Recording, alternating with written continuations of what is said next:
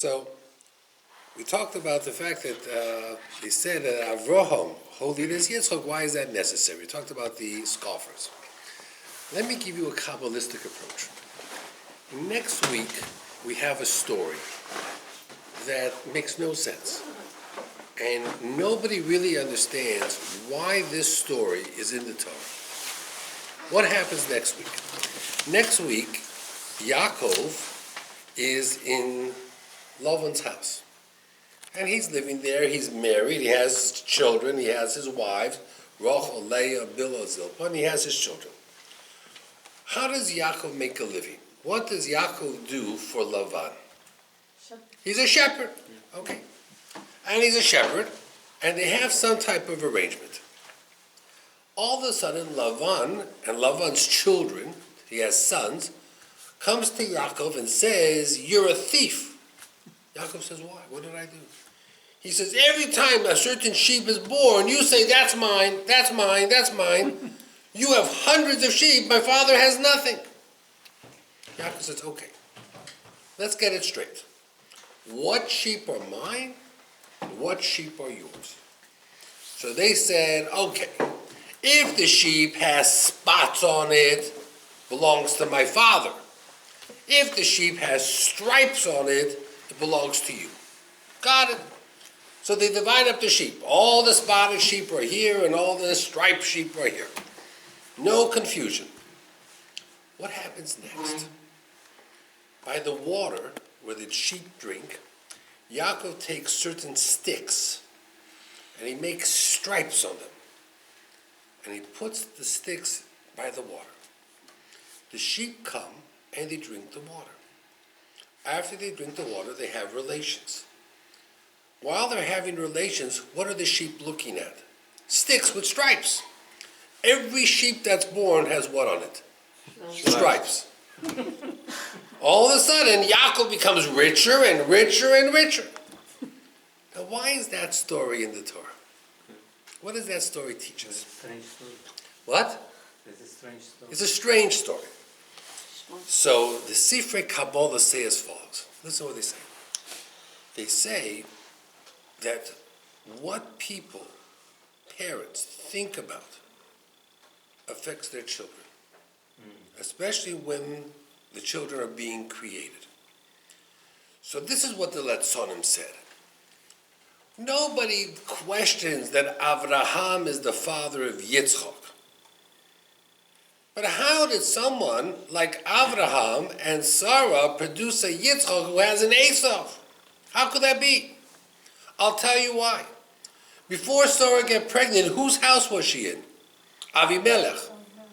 So when she had relations with Avraham, who was she thinking about? Avimelech. That's why she has Esau.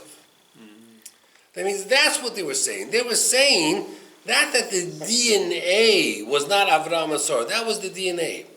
But the neshama also has special DNA called spiritual DNA. And the neshama's DNA was Avraham, Sarah, with a little mix of Avimelech. Why she was thinking about him? Well, she just spent time in his house. He was a fancy king, beautiful home, right? You go on a vacation and you go to the king's palace, and the king does this for you, the king does that for you, and the king treats you and buys you dresses and jewelry. What are you going to be thinking about after that? Yeah, but these people at that time was women was different. Right. So again, these are what the Litzonim said. Not the people with brains. These are what the people who want to make fun say. Yeah. We know how Esau was born. Because the Torah goes out of its way to say that Rivka was bat Besuel ha'arami, mipadan aram, achos lovan ha'arami. So where did Esau come from? From whose DNA? Yitzchak or Rivka's? Rivka's. We know the answer. The Torah spells it out. Her brother was Lavan, her father was Besuel. So we know where Esau came from. But they wanted to spread stories. When people want to spread stories, they can say whatever they want. It says Dinah went out. So Rashi says Dinah went out like Leah went out. They were the same. What does that mean they were the same? They were overly friendly. Overly friendly. What does that mean? too much friendly? Is that a problem? It could be. Where did Dinah get it from? From Leah. How did she get it from it? Spiritual DNA. That's what it means. By Yishmael, what does it write? Ve'eda told us Yishmael ben Avraham. Could have stopped there, but it doesn't. Asher Yolda Hogar HaMitzris Shifchat Sarah Avraham, whose mother Hagar gave birth to him. Who was Hagar? The maid of Sarah. Why did it tell me all that? Because we have a question, why did Ishmael hate Jews? The answer is because he grew up in a home where his mother was a servant to Sarah, and Sarah was not nice. Spiritual DNA. That means there are things that the neshama of a person picks up that we don't see. It's not physical DNA. It's ruchni. It's a spiritual DNA. That's why we're so careful about our homes. You know, children, when they're young, we want them to hear all the right things. We want them to see all the right things. Even though they're only 1 year old or 2 years old or 3 years old, because they absorb it. Sometimes they see it, they don't know what they're seeing, but it gets recorded in their brain, and it affects who they are. So we are very, very careful about that. Okay, we're very, very careful in order to make sure that we understand what our children are exposed to. Okay. Anyway, Rivka could not have children. Yitzchak could not have children. They were married for 20 years. The Gemara says, first of all, one of the reasons is because Lavan gave them a bracha, and Hashem wanted the bracha to not exist. But the other thing the Gemara says is, the Gemara is really in Yevamos, Melamed sheshneim akorim hoy. Both of them cannot have children. Why? Omer Rav Yischa, Minei HaKadosh Baruch Hu mis'ava l'tfilos shel tzadikim. Hashem loves the tefillah of a tzaddik. Now that's hard to understand, because when you see a tzaddik daven, you know what you think? You say to yourself, I do Shemona Esrei in 5 minutes. The tzaddik does it in 15 minutes, but it's the same Shemona Esrei. That means you don't think Reb Moshe Feinstein davened any different than you and me. Just that maybe he davened a little bit longer, maybe he davened with a little bit more kavanah. The Gemara says no. The tzaddikim of old, you know how they used to daven? An hour before davening they came to prepare themselves to daven. And then an hour they davened. And after the davening, what do we do after the davening? We put away our tefillin and we go and there were business as usual. It took them an hour after davening to come back down to earth, so-called, to decompress. Gradually. What? Gradually come back down. You know, like you go into the water and you go deep down and you come up too quickly, you have to go in a machine called a decompression machine. How many of us after davening are on such a high level that we cannot yet deal with the world until an hour later? So it doesn't exist. So the tzaddikim of old davened in ways that we can't even imagine. But I saw a very interesting approach. The approach is as follows. Hashem loves to hear the davening of the tzaddikim. Yitzchak, that's easy. Men daven all the time. But he wanted to hear the tefillot of Rivka. Now, most women, do they daven? No. Why not? Not obligated. What? Not obligated. No, they're busy with kids. It's very hard. A wife gets up in the morning, so now her husband's out to work. Now she has 3 kids at home, 4 kids, 5 kids. She has to get them up, she has to give them breakfast, has to get them dressed. Then she's driving carpool. Then once the kid is sick, takes them to the doctor and back. Then maybe she has a job. Then she has to pick up the kids. I mean, I'll give you an example. My daughter, this past Shabbat, was in Chicago with her husband for a bar mitzvah. So we had the children. She has 5 children. She took the baby. We had 4 children. Okay? 4 children. We raised 5 children. How difficult was 4 children? Forget about it. Forget about it. Doesn't even describe it. 4 children, they got up in the middle of the night, they weren't feeling well, they crawled into our bed, we had to put them back to sleep. And then we had to get them dressed in the morning, and I was driving this kid to this school, and this kid went to that school. And my wife walked this kid, and then I had to go out to pick up, and these kids get picked up at 11:45, and it can't be late. And then these people got picked up at 1, and these people got picked up at 2. The whole day, I'm driving back, I couldn't do anything. And then when you finally come home, Now you want to go back to work. They're running, they're busy, they're kids. They want to play, they want to have fun. So Hashem said, I want to hear the women daven. There's only one way I can get Rivka to have time to daven. What's that? It's free. Free. Free means no children. No children. So she had no children. Wow. It's a fascinating answer. It's a fact. Hashem says she'll have children. But in the beginning, I want them to develop tefillah. I want to hear their davening. So in the beginning, for the first few years, Sarah didn't have children, Rivka didn't have children, Rachel didn't have children, Leah didn't have children. They didn't have children. So at least they were free. That they could daven in the morning without the noise, without the taking the feeding and the baths and the clothes and the shopping. One thing it taught me was, here my wife and I were two people taking care of 4 children. If you were just one person, sometimes you have single parents, single mothers who take care of children. What about her? I have no idea how she does You it. really get crazy. I don't know how they can do it. You don't know? I can't imagine. Women stronger. I don't know how they can do it. They're stronger than men. How do they do it? Yeah. they're They stronger. just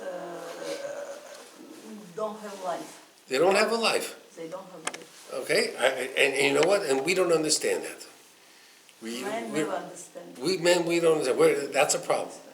I really, because, I don't know how they do it. By the time the Friday night came, we put the children to sleep. We were exhausted. Don't spoil We it. couldn't move. Don't spoil it. Yeah, we couldn't Maybe we move. need some education to go to That's what they learn want. how to do it. You know what? So a lot of people think it's very natural that you get married, your parents, you know exactly what to do. And I tell people that's not true anymore. Just like you need to be taught how to do your job, people go to school to learn how to do their job, people need to learn how to have a relationship, how to be married, how to raise children. Inside the house. Right. They need to be Sometimes taught. Big people The main outside, thing, we but don't have nothing inside. any college, we don't have the. We don't have the training. How to build family That's right. right way. And that's a problem. And that's a big, big problem. Okay, now, both of them are davening. Yitzchak is here, Rivka is here. Who does Hashem listen to? To Yitzchak. Boom. No. To Yitzchak. Very interesting. Rashi says why? Yitzchak is a tzaddik, ben tzaddik. Rivka is a tzaddekes, but her father was not. So he was a little bit higher. But Russia. Bat Rasha. So he was a little bit higher. So the first thing they say is, had she been davening by herself, Hashem would have listened, no problem.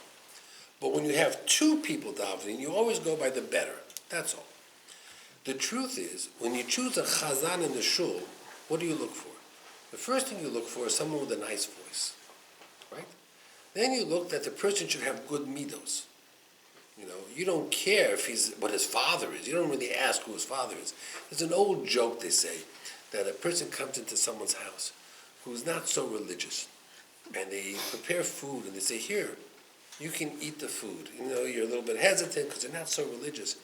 So the wife says, no, you can trust me. Look at my parents. And they show a picture like here, Lubavitcher Rebbe. The father has a long beard, and the mother's wearing a babushka. So the rabbi says to her, he says, you know what? If your picture was on the wall and they were in the kitchen, I'd eat faster. It's an old story, If they were the ones in the kitchen preparing the food and you were on the wall with your picture, I would eat a lot faster. That's a good job for a butcher too. So, yeah, it's a good joke in many ways. So, the truth is, Yitzchak had an edge, but we don't look for that. When we look for a chazan, we look for someone that's a good Bal Midos. They say when Rabbi Akiva davened, even though he came from Geirim, he wasn't, Hashem listened. Why? Because he was Ma'avir Amidosov. He always gave in. He always compromised. Rabbi Eliezer was a toughie. So when he davened, it didn't always rain. Even though he had tremendous father was a tzaddik, his grandfather was a tzaddik. The person, you look at the individual.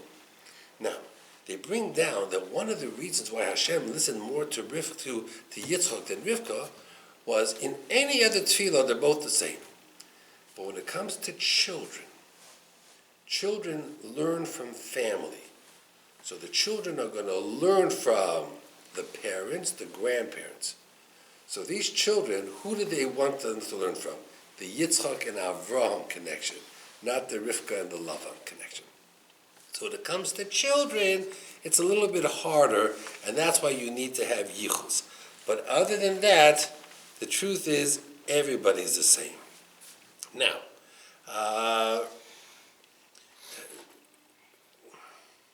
okay, that's what Rav Schwab says.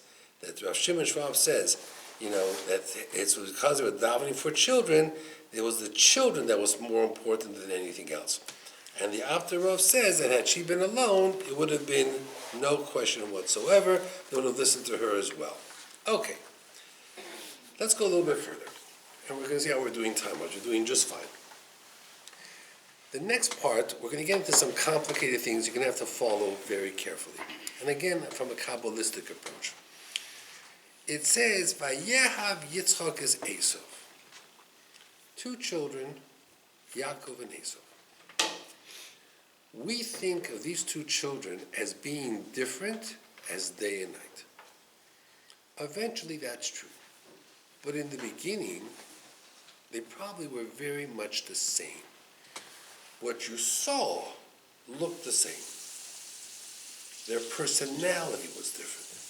But when you're 3 or 4 or 5, children look the same in some ways. Yitzchak loved Esav.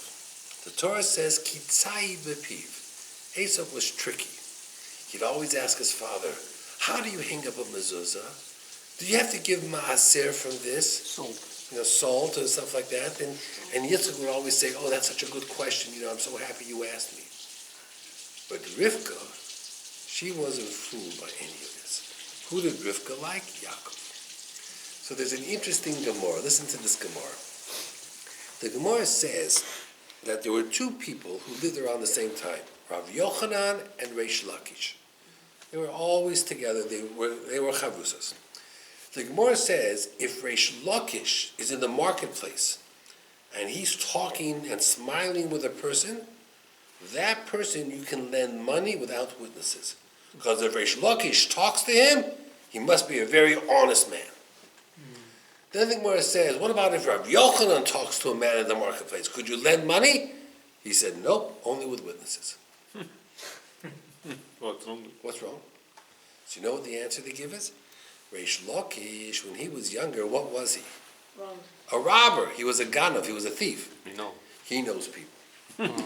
So if he is talking to a guy, you can't fake him. He's professional. He's a professional. He reads people.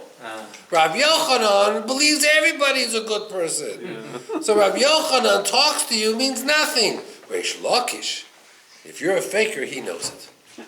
Okay? So it's so amazing. It says Yitzchak grew up very innocent. He believed everybody. Rivka, she grew up in a house with Lavan as a brother and Besuel. She knew who was real and who was a faker. She knew. So Rivka, she of course was a supporter of Yaakov. She wasn't fooled by Esav. Yitzchak believed everybody. That's one of the answers they give. We're going to go into it a little bit more in a moment. I'm going to tell you more about it. Anyway, Esav goes out to the field. He's 15 years old. He commits a lot of different averas that day. We'll talk about that in a moment. Why? Anyway, he comes back, and Yaakov has a soup. What kind of a soup is it? Lentils. Lentils. What is lentils? Round. Beans. Kitnio, beans. Right. Why is he making a lentil soup? Aviru. Avram Avinu died. Now, there's a lot of things we could learn out of this. First of all, think about this for a moment. When did Avram Avinu die? Pesach. So it must be Yaakov and Yitzchak were Sephardim. They were probably Bukharian. You don't eat rice? But they ate beans. We don't eat beans on Pesach. We're also not eating beans. Okay, that's true. But Ashkenazim don't eat kidneys, don't eat beans at all. Sephardim do. But they drink Coca-Cola. But we drink Coca-Cola, as long as it doesn't have corn syrup. But Sephardim eat beans. They eat kidneys. So he's serving beans on Pesach. So it tells you right away that probably they were Sephardim. We don't like to publicize this, so you won't find this anywhere. So forget about it. You're not going to see this anywhere in the Torah. We don't publicize that they could have been Sephardim. But it's obvious. What? But it's obvious, right? But it's interesting. Of course, we on Pesach eat a hard-boiled egg in salt water to remember Avraham's yahrzeit. So we do that. That's different. Okay. Who did he kill that day? Esau? Nimrod. Okay. So it's interesting. The Midrashim say that life has a balance. The pasuk is Zeh l'umat zeh asalakim. It's like a mirror. As long as Avraham was in the world, Nimrod could be in the world because they balanced each other off. Once Avraham died, Nimrod was gone. We have the same with Moshe and Bilam. Once Bilam died, Moshe died a few months later. When there was a Bilam in the world, you had to have a Moshe. Once Bilam was gone, Moshe was gone. You have the same with Yaakov and Esau. They created a balance. Once Yaakov died, very shortly afterwards, Esau died. However he died, he cut off his head, whatever, but he died. They were not in the world together very long. Very often, when a big Rasha dies, all of a sudden a big tzaddik also dies. There seems to be a balance in the world. Okay, let's go a little bit further. And this becomes a little bit harder. Let's go back to Yitzchak and Esau for a moment. Now, let's say, for example, you were in a room with the Arizal, okay? Pretty powerful man. Let's say the Ari had his eyes closed, so he didn't see you. Do you think he would know exactly who you are and what you are? Yes. How? Because he reads your neshama, okay? You don't think Yitzchak could do the same? Yes. Same Ruach HaKodesh, same Nubuah. They say that the Arizals told people that all their Averot are written on their forehead. So you know how people used to sit before the Arizal? Used to sit like this. Cover. They used to cover their forehead. The Ari would say that when you daven on Rosh Hashanah Yom Kippur and you cry, take your tears and that's right. People sit like this. People sit. Have you ever seen people learn Gemara? They sit like this. They cover their forehead. Because the Ari says your Averas are on the forehead. Okay? So it's very interesting. That's very interesting. Maybe that's why women wear burqas. I don't know. But, so let's understand. Yitzchak had Ruach HaKodesh. He didn't know the truth. That's number one. Forget about Yitzchak for a moment. What about Avraham? For the first 15 years, Avraham was alive, Yitzchak was alive, and Yaakov and Esau were alive. And they lived in the same house. Nowhere does it say, who did Avraham love? Yes. Did Avraham love Esau or Yaakov? They both the same went to Yeshiva, Esau and Yaakov. So then why are we faulting Yitzchak? At this point, when they're still kids, Yitzchak loved Esau, Avraham loved Esau also. So did Esau fool Avraham also? Maybe. Maybe. We're going to find out. Some people learn ki tzai bepiv, that he was tricky, refers to Yitzchak, not Esau. Yitzchak said to Rivka, I know Esau, I know his problems, but I'm going to pretend to love him. Because when you have a child at risk, you don't throw him out like Sarah did. You keep him close. Okay? So, could be that the person really doing the tricking over here was not Esau, it was Yitzchak. Yitzchak was the smart man, playing all the tricks, pretending to love Esau, to keep Esau closer.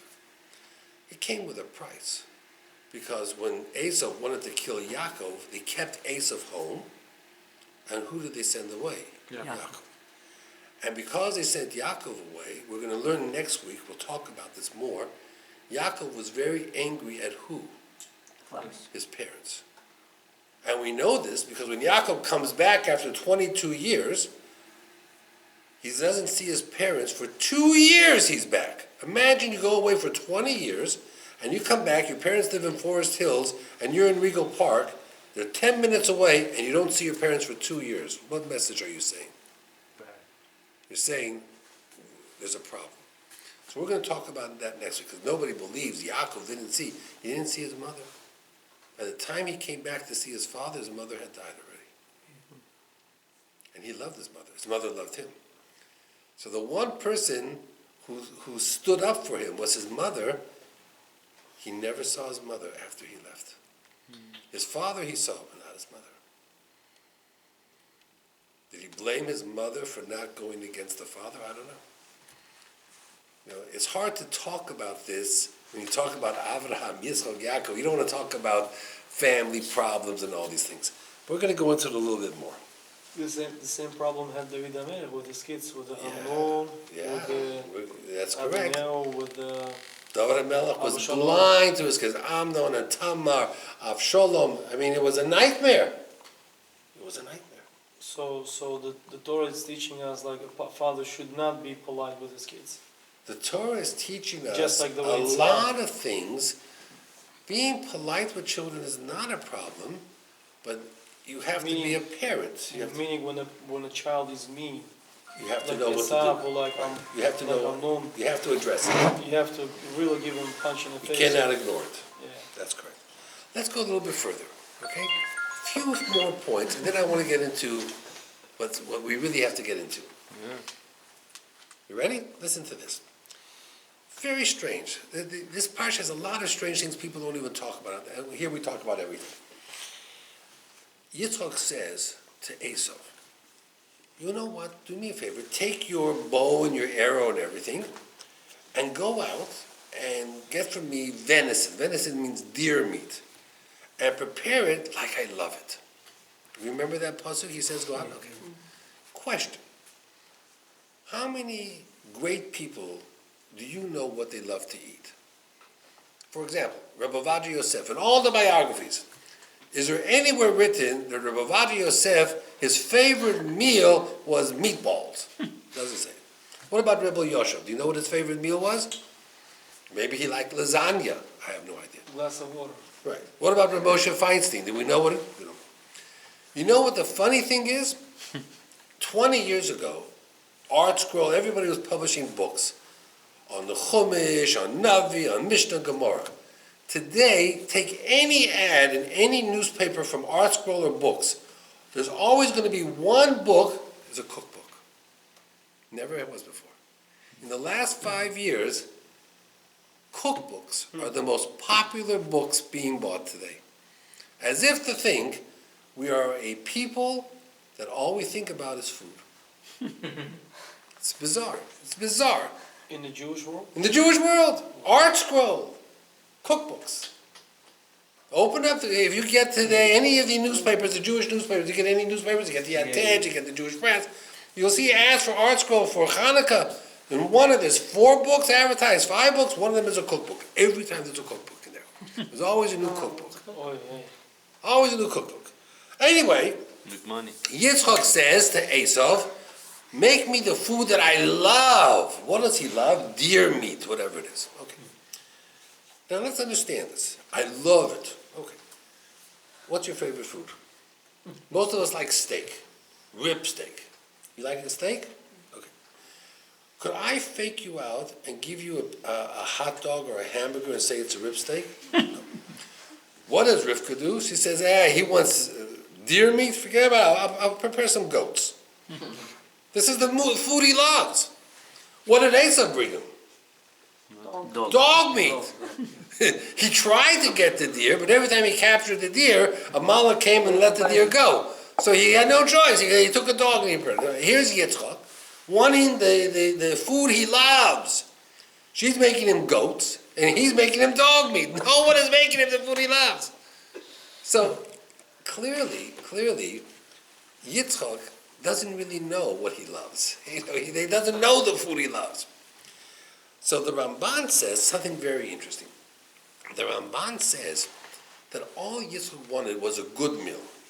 He says, in order to give you a bracha, I have to have nevuah, ruach hakodesh. How did in the olden days people get ruach hakodesh? They listened to music, or they had a good meal. If I have a good meal with a good bottle of wine and I'm very happy, then the ruach hakodesh is there. So all Yitzchak was saying was, prepare me a delicious meal, so I should have ruach hakodesh to give you a bracha. Okay. The Even HaEzer gives something very interesting. And so much is from his life. The Even HaEzer was a brilliant man. Some people say he was like the Rishonim. He was like a Tana. Like no one could argue on the Ebenezer. The problem was the Ebenezer had one big problem. He was unsuccessful in business. He always went broke. Any business he tried failed. Okay? Who is that? The Even HaEzer. He was a Pirush on Chumash. He says something fascinating. He says, why did Yitzchak love Esav so much? Fascinating answer. What? No, because he showed respect. More than that, he He says. was nice hand. More than that. He says Abraham was a very rich man. When Abraham died, what happened to all his money? Esav, no, Yitzchak spent it all, lost it all. All the wells got stuffed up, all the hotels were closed. Yitzchak was broke, had no money. The kitchen was empty, the cupboards were empty, the refrigerator was empty. Who stepped up and said, I'm going to take care of all the family bills? Esav did. It's an amazing thing the Ebenezer says. Yaakov was in the yeshiva learning all day. Esav went and he bought all the food for the family. He filled the refrigerator, filled the cabinets, he took everything, paid all the bills. So he says, I understand very well why Esav was so beloved by Yitzchak. Because Yitzchak couldn't work. Yitzchak had an eyesight problem. He was blind. If not for Esav, he would have starved to death. You know, when your son takes care of you and pays all the bills and gives you food and everything, Esav was very special to Yitzchak. Okay? That's what the Ebenezer says. The Ramban disagrees. But the Ebenezer says he was extremely, extremely special. One more step, and then we're going to go into something else. What does Rambam say? Most of them agree with the Ramban that it was the purpose was to get Ruach HaKodesh. There is a Gemara that says that Esav and Yaakov once had a conversation. Esav says, I want this world, and Yaakov says, I want the next world. They split the world. What happens? Esav did one mitzvah like nobody did, Kibbud Av. When you do a mitzvah so perfectly, you smell like Gan Eden. So every time Esav came to Yitzchak, what did Yitzchak smell? Gan Eden. So of course he thought Esav was a big tzaddik. When Rivka said to Yaakov, I'm going to put goat skins on you and you're going to go to your father, Yaakov says, no way, I can't do this. My father will smell me out in a moment because I'm not Gan Eden. Especially if I'm going to trick him, it's not going to work. So what did Rivka say? Listen, Rivka says as follows, V'ato b'ni shma b'koli. Listen to what I'm telling you. I'm your mother. There's a mitzvah kibbud aim. La'asher ani mitzave oscha. I'm going to command you to do something. If you do what I say, you're fulfilling the mitzvah of kibbud aim. If you fulfill the mitzvah the way you should, what are you going to smell like? Gan Eden. And Yaakov did. When Yaakov walked into Yitzchak, he smelled like Gan Eden. Not because he was honoring his father, because he was honoring his mother. When Esav came in, giving him dog meat, was he honoring his father at that moment? No. What opened up beneath him? Gehenna. So Yaakov turned the tables. He became for a moment the Esav because he was doing the mitzvah of kibbud aim. Esav was desperate. He had to get his father the food. It was getting late. He was being everywhere he goes. He captured deer and they ran away. So he was desperate. So he did something he never ever thought he would do before. But he thought, he could fake his father out a little bit. It didn't work. Gehenna opened up for him. Okay. The next thing I'm going to tell you is a lot more complicated. And I want you to listen to this very carefully. Again, you're not going to find this in most places where you look.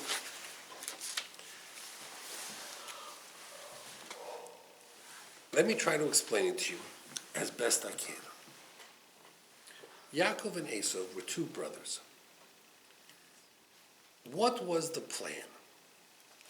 If all things being equal, Abraham was in the world, the brothers were growing up, what was the plan? Remember, Yitzchak loves Esav. You know what the plan was? Yaakov would marry Rachel, have 6 children. Esav would marry Leah and have 6 children. Together they would have 12 children. Okay? Let's think about the children Leah had, could have had with Esau, and had. I'll read you who they are. Reuven, the Bechor, and Shimon. Levi, which is Kahuna, came from Leah, and could have been Leah and Esau. Yehuda, who came from Yehuda? David HaMelech. Moshiach, Leah and Esau. As a matter of fact, if you looked at David HaMelech, who do you think he looked like? Exactly like Esau. Red hair, everything. People saw David HaMelech, they said, he's a murderer! He's just like his uncle. Spiritual DNA. That's right. So people said, nah, when he kills because of the Sanhedrin lets him do it. David HaMelech, Moshiach, King Yisrael, wanted to build the Beit HaMikdash, Shlomo built the Beit HaMikdash. And he wrote Sefer Tehillim. All of that was Leah and could have been Esav. Yisachar and Zvulun. Yisachar was the learner. Zvulun was the Parnasa man. Yaakov and Esau, 6 children. Between the two of them, they could have created a world where Klal Yisrael and the Western civilization would have been one. We would not be anti-Semitism with Esau in our family with the United States and France and England and Germany and Belgium and Switzerland. None of that. And the two forces together could have united to take down Islamic terrorism. Ishmael. That was the plan. That's a very good plan. Wow. That's what Donald Trump's going to do. And maybe. But that was a very good plan. But And who thought of that plan? Yitzchak. That was Yitzchak's plan. But it didn't start with Yitzchak. You know who gave Yitzchak the plan? Avraham. Now I'm going to show you something that you never thought of before. I want you to think about this. Listen very carefully. We have another few minutes, and we may have to continue this next week, and that's okay. Let's talk about the world. Adam HaRishon. 10 generations down came Noah, right? 10 generations down, who comes here? No. The Sifrei Kabbalah say no. Abraham does not follow this line. He broke the chain, and he went over here and started his own line like Adam HaRishon, fresh start. Now think about this. When a person says you are a ben Noach, a child of Noach, what are you? A good.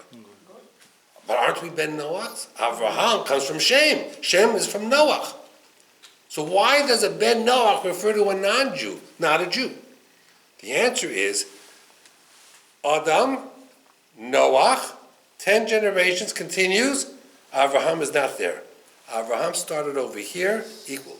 So this line cannot marry into this line. 2 separate lines.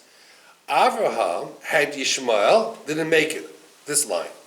Yitzchak had an Esau, didn't make it, this line. But in the beginning, Avraham said to Yitzchak and to Yaakov and to Esau, I am the new Adam HaRishon. This is what Gedalia Shor brings down. Wow.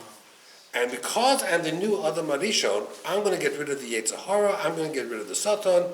There's not going to be any more people dying. People are going to live forever. Esau believed this so strongly. He was so close. Esau was extremely close to Avraham, and so was Yaakov. You'll see Yaakov calls Avraham Abba, father, not grandfather. Next week, you're going to see. I'm going to show you. He doesn't call, the Torah doesn't refer to Yitzchak as his father, it refers to Avraham as his father. You see, they broke ranks with Yitzchak, and we'll see why later on. Was Avraham successful? 50%. When Sarah died, he said, Ger v'toshav anochi mochem. Ger means the neshama is a stranger. They're only visiting for a short time. But the body, toshav, is a citizen, will be here forever. He was not successful. He says, Moshe will accomplish what I want to accomplish. I can't get it. Avraham was the first person to create the idea that the neshama lives forever, called Olam Haba, came from Avraham Avinu. Didn't come anywhere else. Esau believed Abraham would be successful. When did he lose faith? When Abraham died. And that's why he went off the path. But he did not go off the path until Abraham died. You're Right? crazy, Wild West. He went crazy, Wild West, only because Abraham died. And that's why, when he's asked, when you want to sell the firstborn, he said, why not? I'm going to die anyway. He never believed he was going to die. This was the first time he realized he was going to die. Why did he sell it so cheap? Because Yitzchak, I told you, was poor. So when someone says, hey, you get a double portion, 2 times 0 is what? 0. What's a double portion? He only regretted it when Yitzchak became rich again. But when Yitzchak was poor, he didn't care. So now, it comes unbelievable. It comes unbelievable. Yaakov and Esau could have solved all the problems in the world. Abraham trained Esau, not Yitzchak. Yitzchak loved Esau because Esau had so many good things. But Abraham trained him. Esau was a powerhouse. Esau had in his DNA the ability for the kahuna, for the Malchus Beis David, for Mashiach. It's all Esau's line. Wow. All Esau's line. Now we dismiss Esau like he's Esau Harasha. The Torah does not. The Torah gives him tremendous amount of credit. You know, he made mistakes, but he only made those mistakes after Avraham Avinu died. And that's unfortunate, because we believe so often in a person, and we have to believe in the concept, not the person. Someone asked the Bryks a question. He says, you know, how come we have to wait 72 minutes till Shabbat is out? After 50 minutes, it's already dark. I can see it with my own eyes. The Bryks says, you're going to use your eyes? Don't look at the sky. Look at the Shulchan Aruch. See what the Shulchan Aruch says. You know, you want to look with your eyes? Look at what the Torah says. The Torah says this is nighttime, 72 minutes. Let's say Rabbeinu Tam. Don't tell me what you see with your eyes. I can fool you. Magicians can fool you with their eyes. Don't say it with your eyes. You want to look at anything? Look at what the Torah says. Esau said, I see. Yitzchak should have said to him, you know, you don't see. Let me show you what you should be looking at. He didn't see that. Everybody thinks, this is the last thought, with this we're going to end. Everybody thinks, had Esau walked into the room first, he would have gotten the bracha from his father. Is that true? No. Because when Yaakov wanted to give the bracha to Ephraim and Menashe, what happened? The Shekhinah left. And Yaakov said right away, who are these kids? I can't give them brachas. Not until the Shekhinah came back did he give them brachas. Had Esau walked into the room first and Gehenna opened up, what kind of a bracha would Yitzchak have given? Nothing. So, Yaakov going in first, and he smelled Gan Eden, so he got the bracha, but it had nothing to do with tricking anybody. When Esau came in and Gehenna opened, Yitzchak could accept it better. You know why? Because he says, now I see the truth. Unfortunately, my son is not worthy of the brachos of Olam Haba. I'll give him different brachos. I don't feel so bad, because I see Yaakov is worthy. When a father is disappointed by a child, but the other child makes him feel good first, it's easier to accept. Had Esau walked in first, Yitzchak would have been devastated. So it avoided devastation on behalf of Yitzchak. But Yitzchak understood exactly who Esau was. And he always told Yaakov, and Yaakov resented this. We're going to see this next week. Don't give up on your brother. If we can find some way to get him back,